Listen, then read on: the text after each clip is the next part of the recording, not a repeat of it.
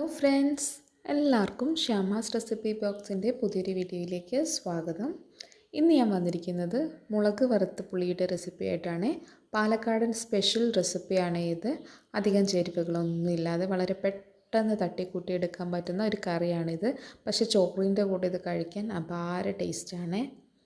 വരൂ, നമുക്ക് പെട്ടെന്ന് തന്നെ റെസിപ്പിയിലോട്ട് പോയാലോ. ആദ്യം തന്നെ ഞാനൊരു മൺചട്ടി സ്റ്റൗവിൽ വെച്ച് കൊടുത്തിട്ടുണ്ട്. ഇത് ചൂടായി വരുമ്പോൾ സ്വല്പം വെളിച്ചെണ്ണ ഒഴിച്ചു കൊടുക്കാം. എണ്ണ ചൂടായി വരുമ്പോൾ ഒരു 1/4 ടീസ്പൂണോളം ഉലുവ ഇട്ട് കൊടുക്കുന്നുണ്ട്. ഇനി കടുക്, വറ്റൽമുളക് എന്നിവ ഇട്ട് കൊടുക്കാം.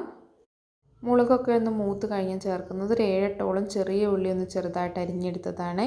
ഇത് നമുക്ക് എണ്ണയിൽ നന്നായിട്ടൊന്ന് വഴറ്റിയെടുക്കാം. ചെറിയ ഉള്ളി ഒന്ന് വഴന്ന് തുടങ്ങുമ്പോൾ അതിലോട്ട് കുറച്ച് കറിവേപ്പില ചേർത്ത് കൊടുക്കുന്നുണ്ട്. ഇനി ഈ ചെറിയുള്ളിയൊക്കെ നന്നായിട്ട് വാടി വന്ന ശേഷം ഇതിലോട്ട് പുളി വെള്ളം ഒഴിച്ചു കൊടുക്കാം. ഞാനൊരു നെല്ലിക്ക വലുപ്പത്തിലുള്ള പുളി നന്നായിട്ട് വെള്ളത്തിലിട്ട് പിഴിഞ്ഞെടുത്തതാണ് ഇത്. നമുക്ക് എത്ര ചാറ് വേണോ അതിനനുസരിച്ച് വെള്ളം ഒഴിച്ചു കൊടുക്കാം. കുറച്ച് വെള്ളത്തിലുള്ള കറിയാണ് ഇത്. ഇത്രത്തോളം പുളി ഉണ്ടായിരുന്നു കേട്ടോ. അത് കുരുവുള്ള പുളിയാണ്.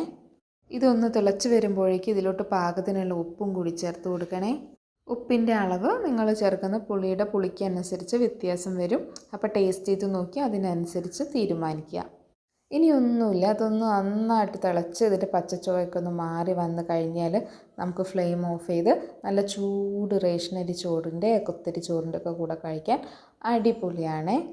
അപ്പോൾ എല്ലാവരും ഒന്നിതുപോലെ തയ്യാറാക്കി നോക്കണേ. പാലക്കാടിൻ്റെ റെസിപ്പിയാണ്. അപ്പോൾ എല്ലാ നാട്ടിലുള്ളവരും ഒന്ന് ട്രൈ ചെയ്ത് നോക്കിക്കോളൂ. സൂപ്പർ ടേസ്റ്റാണ്. പുളിയോട് അത്യാവശ്യം ഇഷ്ടമുള്ള ആൾക്കാർക്കൊക്കെ നല്ല രീതിയിൽ ഇഷ്ടപ്പെടുന്നൊരു റെസിപ്പിയാണ് ഇത്. അപ്പോൾ എല്ലാവരും ട്രൈ ചെയ്ത് നോക്കി ഫീഡ്ബാക്ക് കമൻറ്റായിട്ട് അറിയിക്കുമല്ലോ. റെസിപ്പി ഇഷ്ടപ്പെട്ടാൽ ലൈക്ക് ചെയ്യാനും ഫ്രണ്ട്സിനോ റിലേറ്റീവ്സിനൊക്കെ ഷെയർ ചെയ്ത് കൊടുക്കാനും മറക്കല്ലേ. ചാനൽ ഇതുവരെ സബ്സ്ക്രൈബ് ചെയ്യാത്തവരുണ്ടെങ്കിൽ സബ്സ്ക്രൈബ് കൂടി ചെയ്ത് സപ്പോർട്ട് ചെയ്യൂ. വീണ്ടും പുതിയൊരു അടിപൊളി റെസിപ്പിയായിട്ട് കാണാം. താങ്ക്